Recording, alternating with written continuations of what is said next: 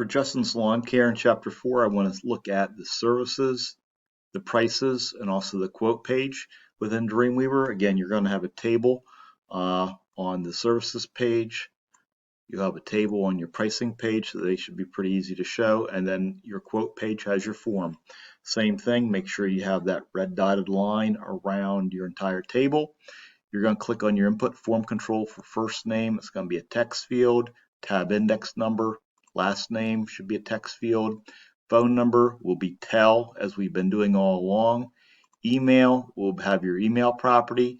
And now I have a checkbox list. Submit and reset button.